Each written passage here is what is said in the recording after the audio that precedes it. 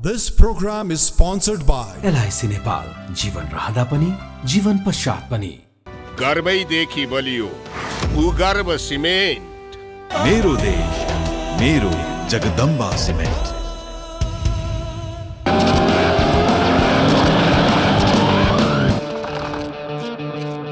स्वाद जस्तो अनार प्रिमियम राइस। परम्परा, संस्कृति र मजबुती तिनको शक्ति त्रिशक्ति सिमेन्ट। गुणस्तरीय प्लम्बिङको भरपर्दो नाम मार्बल। नेपाल टेलिकमको 4G नै पर्फेक्ट छ। नेपाल टेलिकम, राष्ट्रको सञ्चार।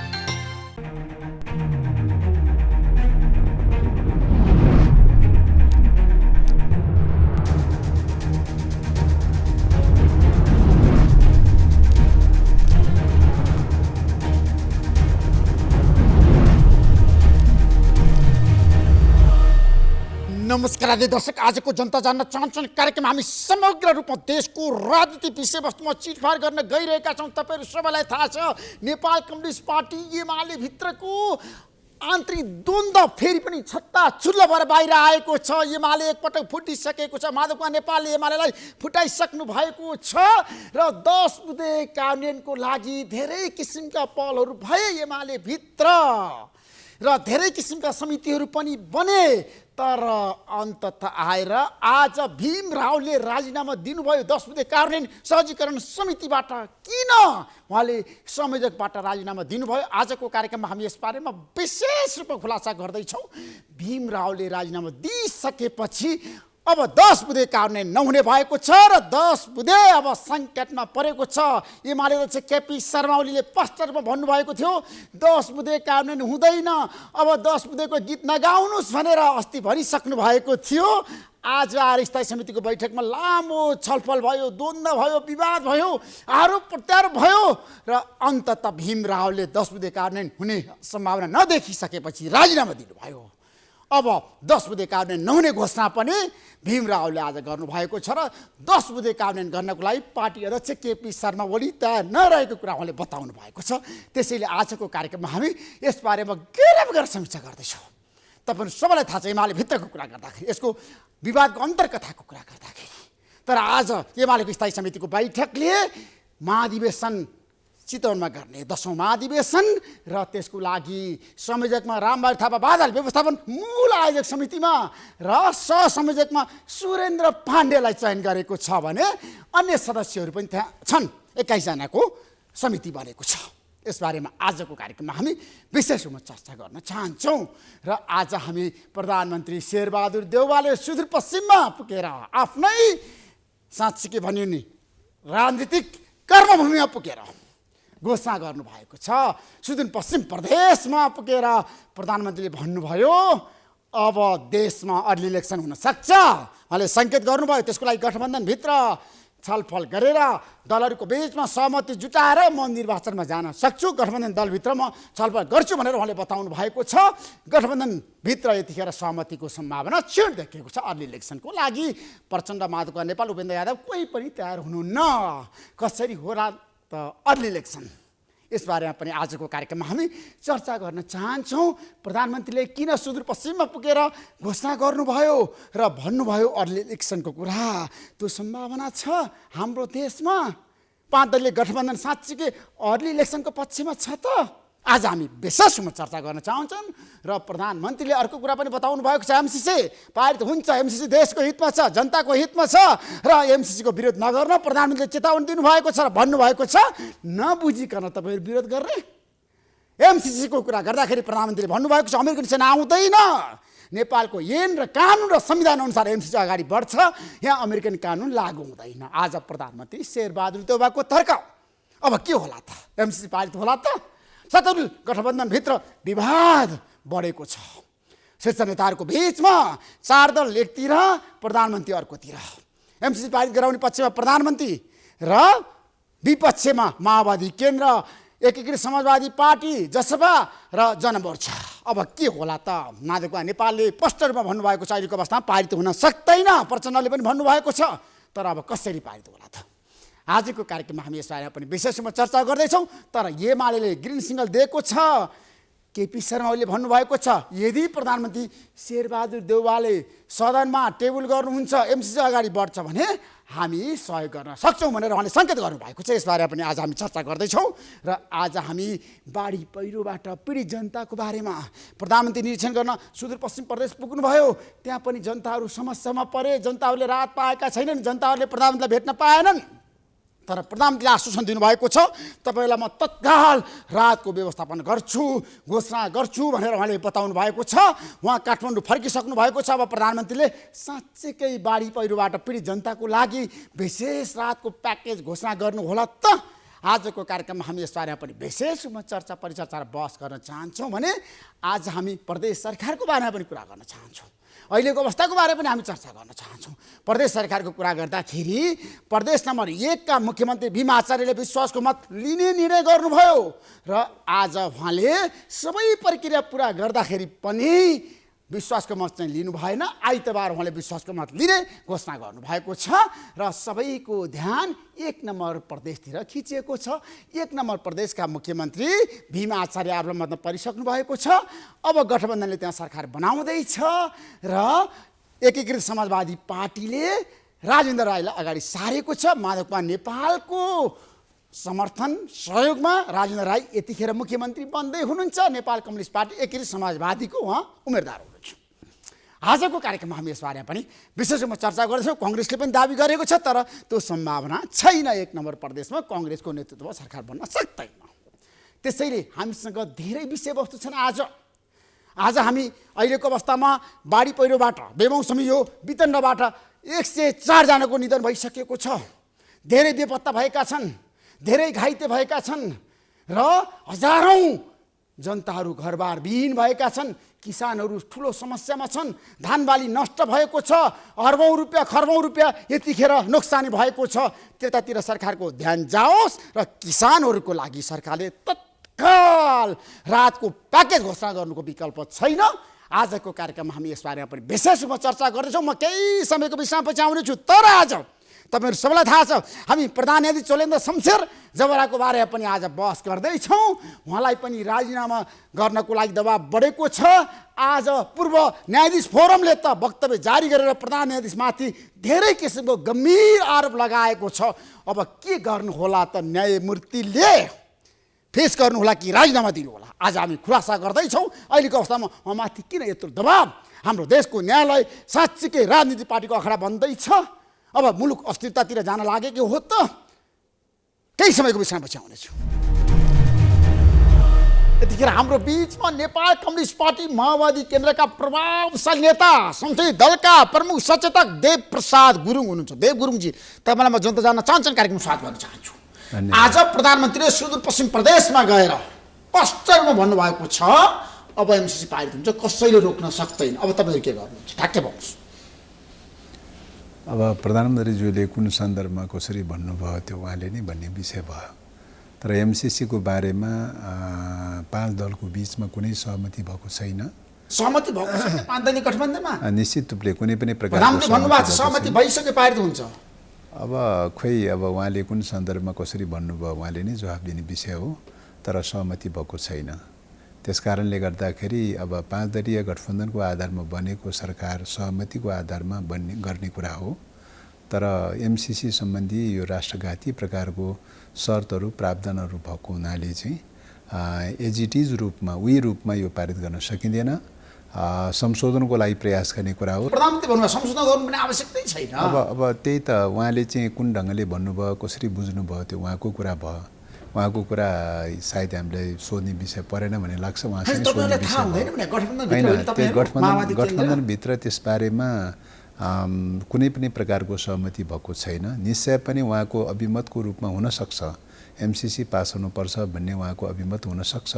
तर अब उहाँको अभिमत भएर मात्रै त हुँदैन। किन हुँदैन? प्रधानमन्त्री कार्यकारी प्रमुखले एमसीसी पारित गराउँछु भन्दाखेरि तपाईले रोक्न सक्नुहुन्छ? हैन, यो त चाहिँ सहमतीय मतलब 5 दलको सहमतीय गभर्नमेन्ट हो नि। प्रधानमन्त्रीको एक्लै गभर्नमेन्ट त होइन त चाहिँ, हैन, कांग्रेसको एक्लै गभर्नमेन्ट त होइन त चाहिँ। त्यसकारण यो त चाहिँ तपाईको सहमतीय गभर्नमेन्ट हो नि। सहमतीय गभर्नमेन्टमा त पोलिसीगत कुराहरूमा 5 दलको बीचमा मात्रै होइन, यस्तो राष्ट्रियताका मुद्दाहरूसँग जोडिएका विषयमा आम राष्ट्रिय सहमति कायम राख्नुपर्ने जरुरी हो। हैन। आम राष्ट्रिय सहमति बिना त्यस खालका राष्ट्रियतासँग जोडिएका मुद्दाहरूमा अगाडि बढ्नु उपयुक्त हुँदैन। त्यसो भएको हुनाले चाहिँ अब 5 दलकै बीचमा सहमति भएको छैन भने अरू राष्ट्रिय सहमति हुने कुरा त हैन। तपाईले छलफल गरेको होइन भने शेरबहादुर प्रचण्ड माधवका नेपाल उपेन्द्र यादव बसेर यो विषयमा उल्लेखनीय रूपमा छलफल पनि भएको छैन। होइन, उहाँले चाहिँ यता कता चाहिँ पास गर्नुपर्ने भन्ने खालको कुराहरू चाहिँ गर्नुभएको पक्कै पनि हो, तर यो अहिले पास गर्न सकिँदैन र यो हुँदैन। यसमा सहमति हुँदैन। राष्ट्रको हितमा छ, जनताको हितमा छ, एमसीसी विकास र समृद्धिको चाहिँ एउटा सूत्र हो भनेर प्रधानमन्त्रीले बताउनु भएको छ। होइन, प्रधानमन्त्रीले कुन ढङ्गले बुझेर कसरी बुझेर भन्नुभएको छ त्यो उहाँले जवाब दिने कुरा भयो। हामीले हेर्ने कुरा डकुमेन्ट हेर्ने कुरा हो, दस्तावेज हेर्ने कुरा हो, सम्झौता पत्र हेर्ने कुरा हो। सम्झौता पत्रको आधारमा हेर्ने हो भने नेपालको संविधानभन्दा यो विपरीत छ। नेपालको सार्वभौम अधिकारलाई खण्डित गर्छ यसले चाहिँ। सार्वभौम अधिकार विपरीत छ, स्वाधीनता विपरीत छ, नेपालको परराष्ट्र नीति विपरीत छ, पञ्चशीलको सिद्धान्त विपरीत छ, असंलग्न आन्दोलनको सिद्धान्त विपरीत छ र यो चाहिँ एमसीसी के अरे चाहिँ तपाईँको अमेरिकी नेतृत्वको आइपिएसको सैन्य गठबन्धनको पार्ट हो भन्ने कुरा चाहिँ अमेरिकी अधिकारी स्वयंले घोषणा गरिरहेको अवस्था छ। त्यस कारणले गर्दाखेरि सैन्य रणनीतिलाई भित्राउन खोज्नु भएको हो नेपालमा र एउटा सैन्य गठबन्धनमा जान खोज्नु भएको हो भने त त्यो अलग विषय हो, अलग ढङ्गले छलफल गर्नुपर्छ। संविधान संशोधन गर्नु पर्यो, पञ्चशीलको सिद्धान्त संशोधन गर्नु पर्यो, असंलग्न आन्दोलनको सिद्धान्त संशोधन गर्नु पर्यो, कुनै पनि सैन्य गठबन्धनमा लाग्दैन भन्ने कुराको सिद्धान्त संविधान त संशोधन गर्नु पर्यो, अनि मात्रै सैन्य गठबन्धनमा जान सकिन्छ।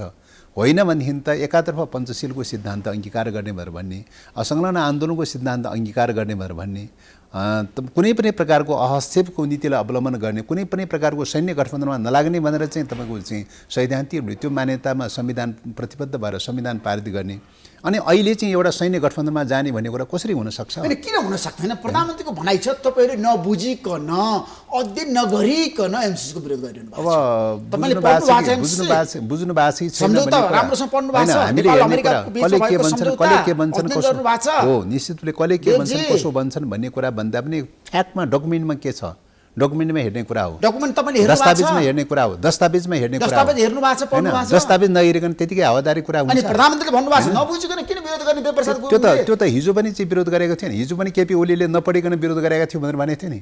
के भयो त आखिर हालतमा चाहिँ सारा जनता विरोधमा उत्रिरहेको छ, सारा सडकमा मान्छे उत्रिरहेको चाहिँ छ, सारा सदनमा चाहिँ टेबल गर्न सक्ने अवस्था छैन, सदनमा चाहिँ आगो बल्नेवाला छ हैन। त्यस कारणले गर्दाखेरि चाहिँ केपी शर्मा ओलीले टेबल गर्न सक्नु भएन। त्यो त प्रयास त उहाँले पनि गर्नुभयो नि। त्यस कारणले गर्दा फेरि पनि त्यही खालको प्रयास भयो भने, त्यही प्रकारको दुष्प्रयास भयो भने केपी ओलीको हालत त्यही प्रयास गर्नुभयो भने के गर्नुहुन्छ? केपी शर्मा ओलीको जस्तो अवस्था हुन्छ प्रधानमन्त्रीको? निश्चित रूपले राष्ट्रियता हित विपरीत ढङ्गले कोही जान्छ भने, नेपालको चाहिँ स्वाधीनताको हित विपरीत ढङ्गले कोही जान्छ भने यो देशमा टिक्न सक्दैन चाहिँ हैन। किन नेपाली जनता देशभक्त छन्, राष्ट्रवादी छन्, सारा दलहरू दलभित्र कैयौँ नेताहरू राष्ट्रवादी छन्, देशभक्त छन्, सबै ऊ छ हैन। सदन चाहिँ देशभक्त छ, सदन विदेशी सेनाको हस्तक्षेपको विपक्षमा छ, सदन एमसीसीको विपक्षमा छ, सांसदहरू एमसीसीको विपक्षमा छ, अनि एउटा कोही नेताले चाहिँ पास गर्छु भनेर भन्दैमा त्यति दुस्साहस गर्दैमा हुन्छ? किन हुँदैन? कांग्रेसमा बहुमत छ नि आज। अब कांग्रेसमा के छ? प्रधानमन्त्रीसँग 165 मत छ। विश्वासको मत लिँदाखेरि तपाईहरु सबैले सहयोग गरे होइन? हैन, अब यो त्यो त गठबन्धनको अवस्था हो नि, 5 दलको गठबन्धनको परिणाम हो नि। 5 दलको गठबन्धनको आधारमा बनेको कुरा हो नि। सरकार गठन गर्ने मुद्दामा 5 दलको बीचमा सहमति भएको कुरा हो। 5 दलको विश्वासको मत प्राप्त गरेको कुरा। शेरबहादुरलाई प्रधानमन्त्री बनाएको होइन? एमसीसी पासनलाई प्रधानमन्त्री बनाएको हो र? बाहिर त्यही चर्चा छ। एमसीसी पासनलाई प्रधानमन्त्री बनाएको हो र? किन होइन? कसरी हो? कुन आधारमा गर्नलाई प्रधानमन्त्री बनेको भनेर? त्यो उहाँको कुरा चाहिँ, त्यो उहाँको कुरा आफ्नो कुरा होला चाहिँ, तर के अरे दलमा चाहिँ कुनै पनि प्रकारको त्यस प्रकारको कुरा भएको छैन। न नीति कार्यक्रममा छलफल भएको छ, न सरकार सञ्चालन सम्बन्धी मुद्दामा छलफल भएको छ, कुनै पनि कुरा छलफल भएको छैन। एमसीसी पास गर्ने कुरा कहीँ पनि एकरती प्रकारको कुरा भएको छैन। 5 दलमा चाहिँ 4 दल एकातर्फ छ, उहाँ मात्रै एक्लो एकातर्फ हुनुहुन्छ। अनि एक दलले एकजनाले भन्दैमा हुनसक्छ 5 दलको बीचमा? किन हुन सक्दैन? हो त देशको प्रधानमन्त्री हो, उहाँले त बहुमत ल्याउन सक्नुहुन्छ। त्यही त प्रधानमन्त्री हो भन्दैमा चाहिँ हिजो पनि ओलीले त त्यो प्रयास त गरेको थियो त चाहिँ, किन सकेन त चाहिँ हैन? त्यसकारणले राष्ट्रिय हित विपरीत खालका कुनै पनि कदमहरू जो दुस्साहसपूर्ण ढङ्गले चाल्छ भने त्यो सफल हुन सक्दैन, त्यो विफल हुन्छ, यो निश्चित हो। त्यो लेखेर एमसीसी पारित गराउन प्रधानमन्त्री अगाडि बढ्नु भयो, संसदमा टेबल भयो भने उहाँको अवस्था के हुन्छ? असम्भव यो चाहिँ। उहाँले कुर्सी छोड्नुपर्छ, तपाईँको चाहिँ राष्ट्रघात र जनघात गरे बापत कुर्सी छोड्नुपर्छ, रिजाइन गर्नुपर्छ उहाँले चाहिँ। त्यसमा प्रधानमन्त्री राजीनामा दिनुपर्छ एमसिसी पारित गर्नुभयो भने। निश्चित रूपले उहाँले चाहिँ त्यो खालको दुस्साहस गर्नुभयो भने उहाँ राष्ट्रघाती ठहरिन्छ, शेरबहादुर देउवा राष्ट्रघाती ठहरिन्छ, जनघाती ठहरिन्छ, जनताको अभिमतको विरुद्धमा खिलाफमा गएको ठहरिन्छ, राष्ट्रिय स्वाधीनताको विरुद्धमा खिलाफमा गएको ठहरिन्छ, संविधानको विरुद्धमा गएको ठहरिन्छ। त्यस कारणले गर्दाखेरि राष्ट्रघाती कदम उहाँले चाल्नुहुन्न भन्ने कुरामा हामी अझै पनि आशावादी छौँ। होइन, उहाँले भन्नुभएको छ मलाई उहाँले भन्नु होला, उहाँले व्यक्तित्वले कुनै फरक पर्दैन, केपी शर्मा ओली मेरो साथमा हुनुहुन्छ, म एमसिसी पारित गराउँछु, उहाँले व्यक्तित्वले भन्नु होला हैन, त्यो कुरा गर्नु होला। तर अहिलेको गठबन्धनबाट सम्भव छैन। हैन, तपाईले साथ नदिए पनि उहाँलाई त एमालेले साथ दिने संकेत गरिसक्यो। केपी शर्मा ओली शेरबहादुर देउवाको बीचमा कुरा मिल्यो भने हैन, ओलीसँग गठबन्धनको कुरा हो भने गठबन्धन गरे भयो त चाहिँ। गठबन्धन गर्न दलहरूलाई स्वतन्त्रता त छ त, केले रोकिएको छ गठबन्धन गर्नलाई? एमसिसी पास गर्नलाई गठबन्धन गर्न खोज्नु भएको भने गरे हुन्छ। हामी चुनौती दिन तयार छौँ, सामना गर्न तयार छौँ। हामी पनि सामना गर्न तपाईहरु तयार हुनुहुन्छ? निश्चित रूपले तयार छौँ। तपाईहरु सत्ता बिना बाँच्न सक्नुहुन्छ? माओवादी केन्द्रलाई सत्ता प्यारो छ नि एमसिसी भन्दा पनि। होइन, यो सत्ताको प्रश्न भनेको आज कहिले होला कहिले नहोला, सरकार गठन कहिले होला कहिले नहोला, गठबन्धन कहिले होला कहिले नहोला चाहिँ। तर मुलुकको स्वाधीनता भन्ने कुरा कुनै चिजसँग पनि तुलना हुन सक्दैन। होइन, नेपालको स्वाधीनतामाथि कहाँ आक्रमण गरेको छ मलाई बताउनुहोस्। स्वाधीनतामाथि आक्रमण गरेको छैन, यो सैन्य रणनीति होइन भने चाहिँ किन चाहिँ अनुदानको रूपमा आएको चिज चाहिँ तपाईँको पास गर्नुपर्छ भनेर त्यत्रो दबाब किन घेराबन्दी गर्नु पर्यो? देशको लागि विकासको त्यत्रो लागि दबाब किन गर्नु पर्यो? विदेशीले किन दबाब गर्नु पर्यो? किन दबाब गर्नु पर्यो? आर्थिक योजना हो भने सरकारले सम्झौता गर्छ, कार्यान्वयन गरिरहेको छ। सदनमा अनुमोदन गर्नुपर्ने जरुरी किन? सदनमा पास गर्नुपर्ने जरुरी किन? हैन, सदनमा पास गर्नुको तात्पर्य त संविधानलाई निष्क्रिय गराउनु छ, कानुनलाई निष्क्रिय गराउनु छ। सबै प्रकारको अधिकार सरकारलाई प्यासिभ गराएर चाहिँ एमसिए एकाउन्टलाई चाहिँ शक्तिशाली बनाउनु छ। एमसिए एकाउन्टले गरेको काम सरकारले अनुमोदन गर्न नपर्ने, अनुगमन निरीक्षण परीक्षण केही पनि गर्न नपर्ने हैन। एमसिए एकाउन्टको कामहरूको बारेमा कुनै पनि प्रकारको मूल्याङ्कन गर्न नपाउने, सबै कुरा चाहिँ तपाईँको एमसिसी कम्पनीको कानुन अनुसार चल्ने, चाहिँ अमेरिकी कम्पनीको कानुन अनुसार चल्ने। कसले भनेको देव गुरुङजी त्यो कुरा? किन छैन? आज प्रधानमन्त्री भन्नुभएको छ नेपालको ऐन कानुन सम्झौतामा हेर्नुस्, सम्झौतामा 22 वटा शर्त छ। सम्झौतामा 22 अमेरिकन कानुन अन्तर्गत होइन एमसिसी, 22 वटा शर्त छ। अमेरिकी एमसिसी कानुनको आधारमा चल्ने खालको चाहिँ सम्झौता हो यो चाहिँ। 22 वटा शर्त छ तपाईँको सम्झौतामा। 22 वटा शर्त थुपार्नु पर्ने जरुरी किन? एउटा आर्थिक परियोजना लागू गर्नलाई 22 वटा शर्त थुपार्नु पर्ने जरुरी किन? नेपालको चाहिँ विद्युत प्रसारण लाइन बनाउनका लागि चाहिँ विद्युत प्राधिकरण सक्दैन र? विद्युत प्राधिकरण हुँदै चाहिँ किन चाहिँ अर्को एमसिए एकाउन्ट बनाउनु पर्यो? सडक बनाउनलाई चाहिँ 100 किलोमिटर सडक विस्तार गर्न सडक विभाग सक्दैन? त्यत्रो सडक विभागले गरिरहेको कामको बारेमा सडक विभागले बनाउनु पर्ने? विद्युत बेच्नु पर्दैन नेपालले अब चुप्लाएर बस्ने? नेपालले बेच्ने र बिक्री गर्ने र खरिद बिक्री गर्ने भन्ने कुरा भारत र नेपालको बीचको मामला हो। अमेरिकासँग सरकारको विषय हो र? एमसिसी कम्पनीसँग सरकारको विषय हो र? खरिद बिक्री गर्ने कुरा त नेपाल र भारतको बीचको मामला हो। तेस्रो विश्वसँग के सरोकार? तेस्रो मुलुकसँग के सरोकार? त्यो पनि एउटा कम्पनीसँग के सरोकार? नेपालको चाहिँ सम्झौता गर्ने अनि इन्डियाको अनुमोदन लिनुपर्ने के सरोकार? इन्डियाको अनुमोदन लिनुपर्ने हैन? द्विपक्षीय हो कि त्रिपक्षीय बहुपक्षीय हो यो? त्यस कारणले गर्दाखेरि एउटा अनुदान भनेर भन्ने, आर्थिक अनुदान भनेर भने आर्थिक अनुदान हो भने हाम्रो देशलाई अमेरिकाले अनुदान दिँदाखेरि तपाईहरु किन आर्थिक अनुदान हो भने आर्थिक अनुदानको मोडेलबाट आउनु पर्यो नि। विगत कालमा 20औं वटा 30औं वटा आर्थिक अनुदानको मोडेलबाट आएका छन्। कुनै पनि प्रकारको सन्दर्भबाट अनुमोदन गरेको छैन। सरकारले एग्रिमेन्ट गर्छ, जायज नाजायज जे जस्तो भए पनि सरकारले जवाबदिही लिएर एग्रिमेन्ट गरेर कार्यान्वयन गरिरहेको चाहिँ छ। सबै परियोजना आर्थिक परियोजनाहरू सरकारले एग्रिमेन्ट गरेर चाहिँ तपाईँको सञ्चालन गर्न मिल्ने चाहिँ। अनि एमसिसी कम्पनीको योजना चाहिँ तपाईँको चाहिँ सदनबाटै अनुमोदन गराउनु पर्ने, सदनबाटै पास गराउनु पर्ने।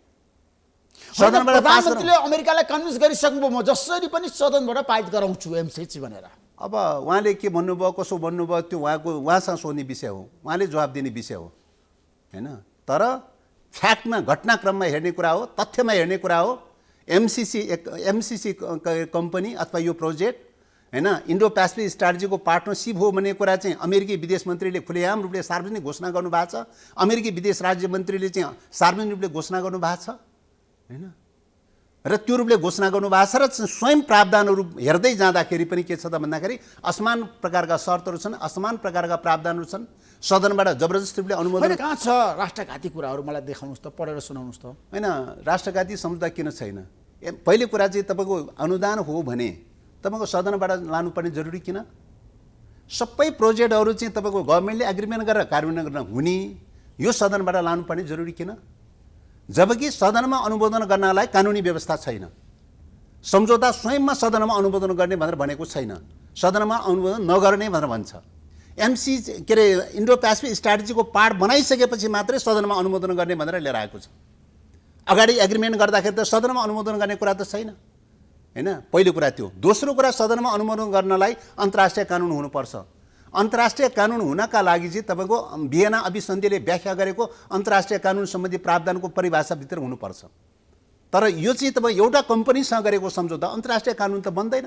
अहिलेसम्म विश्वमा कहीँ पनि अन्तर्राष्ट्रिय कानुन बनेको छैन। एमसिसीको कारणले अरू देशमा धेरै विकास भएको छ, धेरै देशले यसलाई कार्यान्वयन गरेको छ, लागू गरेको छ, अनुदान लिएको छ। नेपालले लिँदाखेरि चाहिँ राष्ट्रघाती हुने होइन। तपाईँको 50 अरबले चाहिँ नेपाल विकास गर्ने, अमेरिकन सेना नेपालमा आउने, अरू देशमा त सेना गएको छैन नि।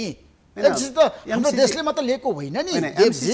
एमसिसीको चाहिँ बारेमा चाहिँ तपाईँको विश्वमा चाहिँ तपाईँको 30-40 वटा मुलुकहरूमा चाहिँ जो सञ्चालन गरेका छन्, हरेक मुलुकमा फरक ढङ्गले चाहिँ सैन्य स्ट्राटेजीलाई फरक ढङ्गले कार्यान्वयन गरिरहेको चाहिँ छ, फरक ढङ्गले लगिरहेको चाहिँ छ। सबै ठाउँमा एउटै मोडलबाट त गएको छैन। तर स्ट्राटेजी त के हो त भन्दाखेरि फरक विश्वभरि नै फरक खालको स्ट्राटेजी छ नि अमेरिकाको त हैन। त्यस कारणले गर्दाखेरि इन्डो पेसिफिक क्षेत्रमा चाहिँ इन्डो पेसिफिक स्ट्राटेजिक पार्टनरसिप अन्तर्गतको स्ट्राटेजी अनुसार सञ्चालन हुनुपर्छ भनेर भनेको छ। त्यो भनेको के हो त भन्दाखेरि एक प्रकारको सैन्य गठबन्धन हो। सैन्य गठबन्धन कसका विरुद्ध? अमुक राष्ट्रका विरुद्ध, कोही मित्र राष्ट्रका विरुद्ध घेराबन्दी गर्ने। सैन्य गठबन्धन नेपालको लागि अमेरिकाले किन गर्दैछ भन्नुस् न? नेपालको लागि अमेरिकाले किन गठबन्धन गर्न खोज्दैछ त? किन यहाँ चाहिँ सैन्य गठबन्धन गर्ने बित्तिकै के हुन्छ त? नेपालमा चाहिँ अमेरिकी सेनाको तैनाथीकरणको लागि बाटो खुल्छ चाहिँ हैन। आइपिएसको मेम्बर पर्छ भनेर भनेको छ। आइपिएसको मेम्बर बन्ने बित्तिकै के हुन्छ त? नेपालमा अमेरिकन सेनाको लागि बाटो खुल्छ चाहिँ। अमेरिकन सेना त्यतिकै आएर नेपालमा बस्ने कुरा त होइन। उसले यहाँ आएर चाहिँ तपाईँको चाहिँ अहिलेको भूपरिवेष्टित मुलुकमा छिमेकी राष्ट्रहरूको विरुद्ध कुनै न कुनै प्रकारको कारवाही गर्ने हो। कुनै प्रकारको कारवाही गर्ने बित्तिकै चाहिँ तिनीहरू पनि चुप लाएर त बस्दैन। स्वाभाविक रूपले काउन्टर गर्ने स्थिति आउँछ। अनि काउन्टर गर्ने बित्तिकै स्थिति कहाँ पुग्छ त भन्दाखेरि चाहिँ अफगानिस्तानको जस्तो, सिरियाको जस्तो, लेबनानको जस्तो आदि चाहिँ द्वन्द्वग्रस्त मुलुकहरूको जस्तो स्थितिमा पुग्छ त। जब द्वन्द्वग्रस्त अवस्थामा पुग्छ त्यो बेलामा जुन सेनाले चाहिँ अक्युपाई गर्यो अथवा जुन सेनाको डोमिनेसन रह्यो उसैको सार्वभौम अधिकार उसैको हातमा जान्छ, उसैको नियन्त्रणमा जान्छ। र यहाँ नरसंहार हुने नेपालीहरू हजारौँ लाखौँ सङ्ख्यामा नरसंहार हुने नेपालीहरू मर्छन्। नेपालको धनजन र भौतिक सम्पत्तिको क्षति हुन्छ, अकल्पनीय प्रकारको क्षति हुन्छ नेपालको सन्दर्भमा। र नेपालको हिस्ट्रीमा त्यस्तो प्रकारको अकल्पनीय चाहिँ राष्ट्रिय सङ्कट कहिले पनि पैदा भएको थिएन, अहिले पैदा भइरहेको छ।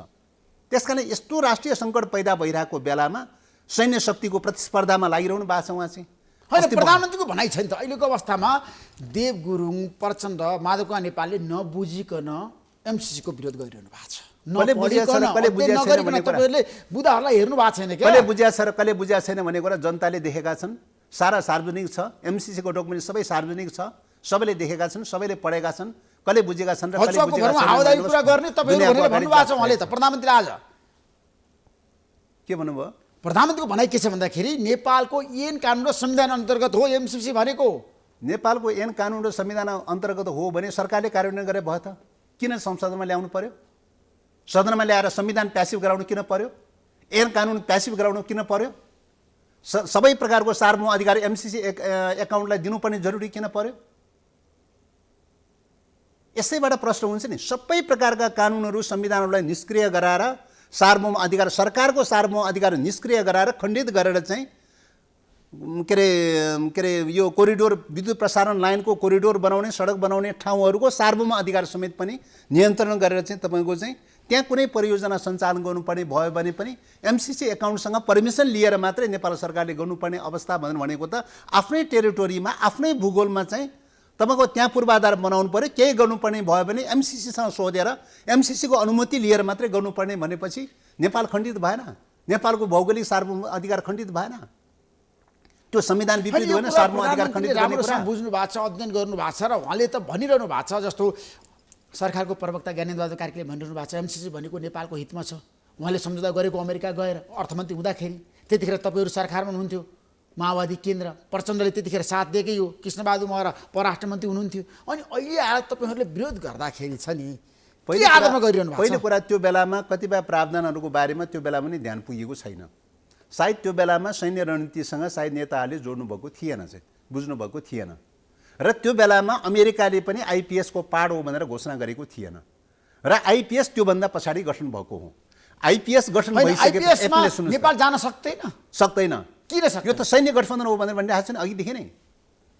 त्यस कारणले आइपिएसमा नेपाल जान सक्दैन। यही भुल चाहिँ तपाईँ ओली सरकारले गर्यो।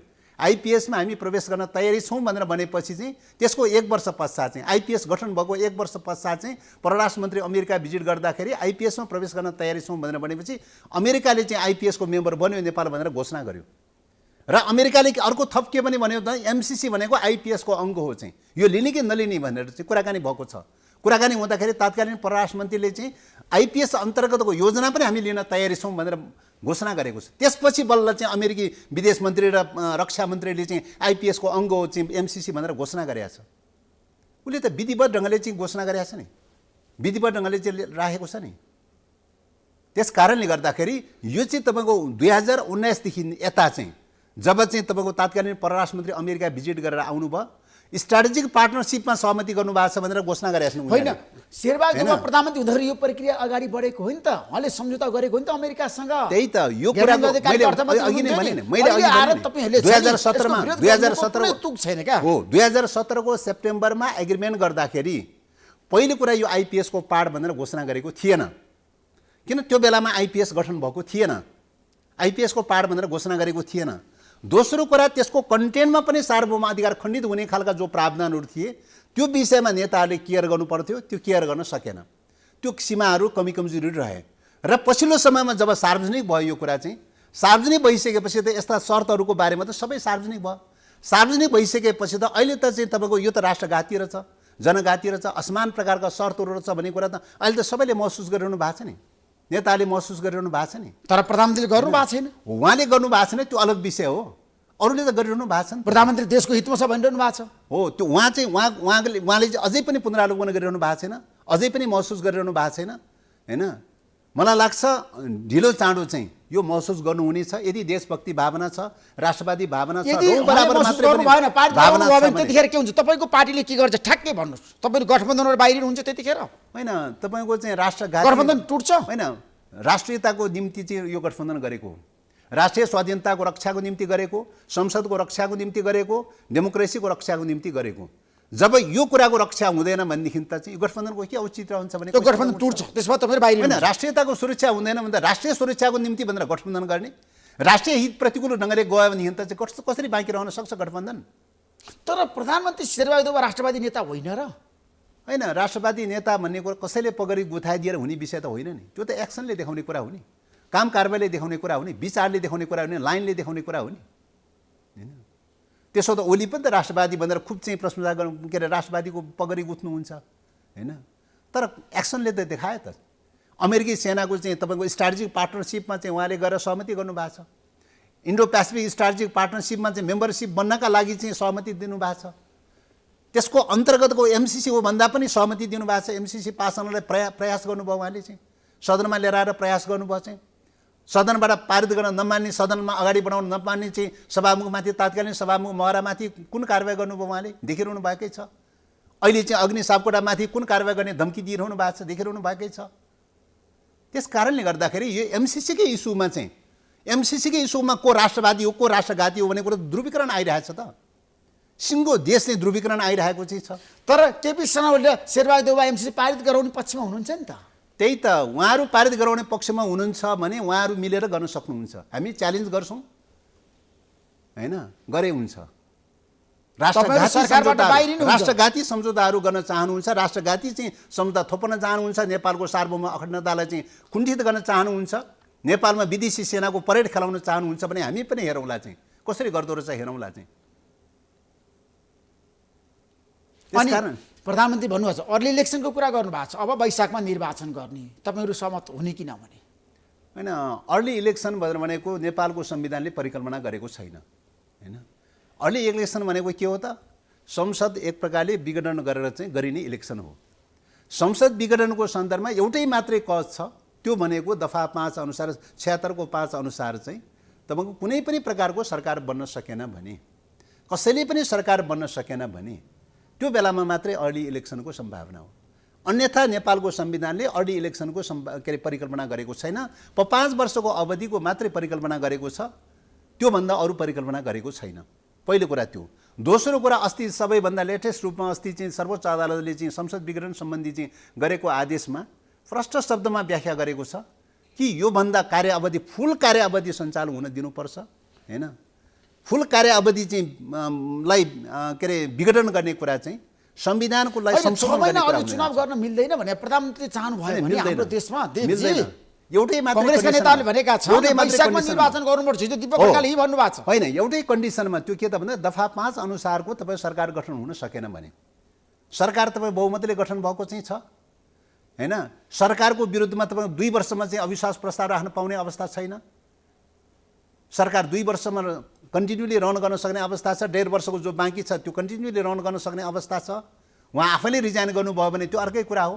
कि त त्यो गठबन्धनका घटकहरूले चाहिँ कसैले चाहिँ ब्रेक गरेर छोड्यो भने चाहिँ तपाईँको चाहिँ 100 दफा 2 अनुसारको चाहिँ फेरि विश्वासको मत लिने कुरा हो।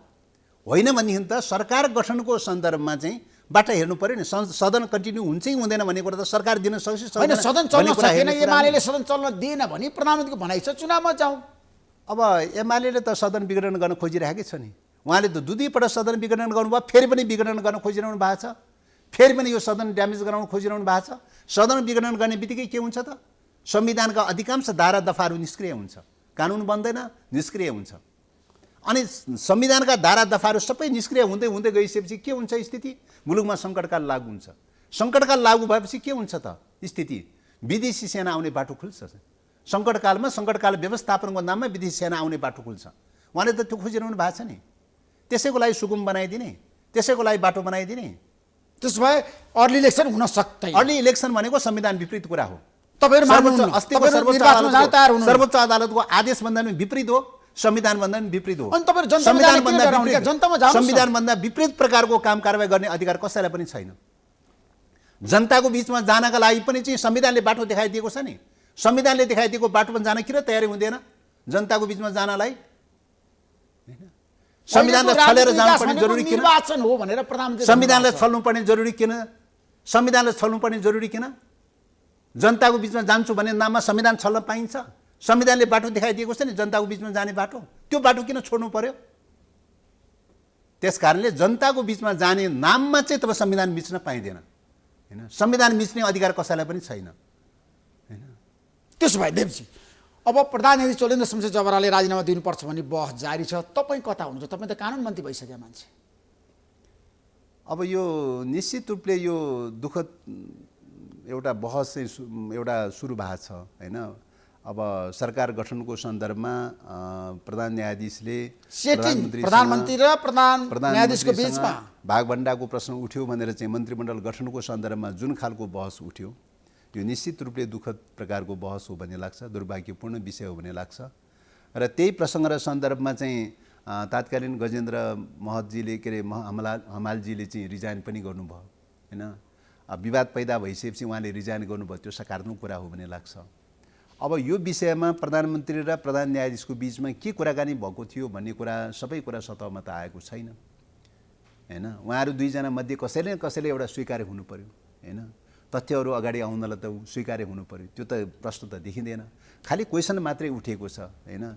अब यो क्वेसनले के गरिदिएको छ त भन्दा न्यायालयको छविमा चाहिँ कुनै न कुनै प्रकारको आँच त पुगेको छ, हैन? आज त पूर्व न्यायाधीश फोरम नेपालले भन्यो प्रधान न्यायाधीशमाथि धेरै प्रश्नहरू खडा गरिदियो। त्यसकारणले केही निश्चित रूपले केही प्रश्नहरू त खडा भएका चाहिँ छन्। अब यसको समाधान के हो त चाहिँ, हैन? कि त उहाँले राजीनामा दिने कि तपाईँले महाभियोग लगाउने? हैन, यो अब यो यस्तो तपाईँको चाहिँ के हो त भन्दाखेरि महाभियोग भन्ने कुरा चाहिँ तपाईँको एक प्रकारको मतलब एउटा द्वन्द्वको अवस्था हो। त्यो सम्भव छैन। अहिले प्रधान न्यायाधीशमाथि महाभियोग लगाउन सकिँदैन। न्यायालय र व्यवस्थापिकाको बिचमा द्वन्द्वको परिस्थिति होइन अहिले चाहिँ। अहिले एक आपसमा कोअपरेटिभ ढङ्गले जानुपर्ने अवस्था हो। संविधानले तोकेको मार्गचित्र अनुसार जानुपर्ने कुरा हो, द्वन्द्वको परिस्थिति होइन। द्वन्द्वको परिस्थिति हुने बित्तिकै मुलुकमा अराजक र अस्थिरता पैदा हुन्छ। त्यसकारणले त्यो दिशातर्फ होइन। कुनै समस्या पैदा भएको छ भने त्यो त्यो समस्या समाधान गर्नका लागि न्यायालयको प्रमुख रूपमा नेतृत्व गरिरहनु भएको हुनाले उहाँले अवश्य विचार गर्नु होला भन्ने लाग्छ। उहाँले राजीनामा दिनुपर्छ त अहिले होइन, उहाँले कुन बाटोबाट न्यायालयको चाहिँ छविलाई चाहिँ उच्च राख्ने भन्ने तपाईहरुको साथ छ नि प्रधान न्यायाधीशलाई। हैन, उहाँले कुन ढंगले चाहिँ न्यायालयको छविलाई उच्च राख्ने तपाईहरु प्रधान न्यायाधीशको पक्षमा होइन, तपाईहरुलाई सञ्जीवनी बुटी दिएको होइन, उहाँले संसद पुनर्स्थापना गरिदिएको होइन, शेरबहादुर प्रधानमन्त्री बन्नु भएको होइन प्रदेशबाट होइन। न्यायालयले त्यो कुरा तपाईले बिर्सेने। न्यायालयले संविधान अनुसार व्याख्या गर्ने कुरा हो। सर्वोच्च अदालतले संविधान अनुसार व्याख्या गर्ने कुरा हो। संविधानको ट्र्याकभन्दा बाहिर गएको कुरालाई करेक्सन गर्ने कुरा हो। संविधानको ट्र्याकभन्दा बाहिर जो गएको थियो त्यसलाई फेरि ट्र्याकमा संविधानको ट्र्याकमा लिएर आउने काम गरेको हो। न्यायालयमा जोसुकै एबिसीले जोसुकै भएको भए तापनि संविधानलाई अक्षरश पालना गर्ने, विधिको शासनलाई अक्षरश फलो गर्नेहरूले चाहिँ के हो त भन्दा जहाँ जहाँ संविधानको ट्र्याकभन्दा बाहिर जान्छ त्यहाँ त्यहाँ संविधानको ट्र्याकमा लिएर आउने काम गर्ने कुरा हो हैन। व्यक्तिको प्रश्न मेजर प्रश्न होइन, सिस्टमको प्रश्न मेजर कुरा हो। त्यसो भएको हुनाले व्यक्तिगत भूमिकाहरू कति रहेन, कसका के रह्यो कसो रह्यो भन्ने कुरा अन्तर्कुन्तरका कुराहरूको सन्दर्भमा निश्चित रूपले केही सीमाहरू कमी कमजोरीहरू भएका छन् भने त्यसलाई निश्चित रूपले सम्बोधन गर्नुपर्छ हैन, सम्बोधन गर्नुपर्छ र न्यायालयको छविलाई धमिलाउन दिनु हुँदैन। त्यो दायित्व र जिम्मेवारी न्यायालयको प्रमुखको पनि पक्कै पनि हो। चाहिँ आज न्यायालयमाथि जुन खालको आशंकाहरू प्रश्नहरू जो उठिरहेको छ त्यसको उत्तर त चाहिँ आखिरमा न्यायालयको प्रमुखले दिनुपर्ने कुरा हो। या त सरकारको प्रमुखलाई थाहा छ या त न्यायालयको प्रमुखलाई थाहा छ, अरूलाई त जानकारी हुने विषय परेन, थाहा हुने विषय परेन। त्यस कारणले गर्दाखेरि यो जो समस्याहरू पैदा भइरहेको छ त्यसको सोलुसन पनि मार्गचित्रको मतलब कोर्ने कुरा अथवा मार्ग प्रशस्त गर्ने कुरा पनि न्यायालय प्रमुखले नै गर्नुपर्छ भन्ने लाग्छ। थ्याङ्क यू सो मच देवजी, महत्त्वपूर्ण समय दिनुभयो। तपाईँलाई म धेरै धेरै धन्यवाद दिन चाहन्छु। नमस्कार। नमस्ते।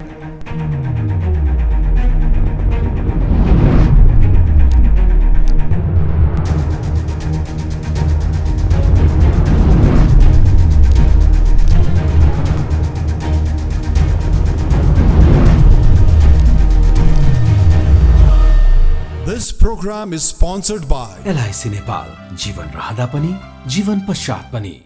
गर्वैदेखि बलियो भूगर्भ सिमेन्ट। मेरो देश मेरो जगदम्बा सिमेन्ट।